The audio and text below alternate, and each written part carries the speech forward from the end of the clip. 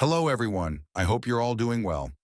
Due to popular demand, I've decided to create this LISP file. Imagine you have an AutoCAD file where point names or block names are graphically displayed, and you'd like to process them, but doing that manually in standard AutoCAD isn't efficient.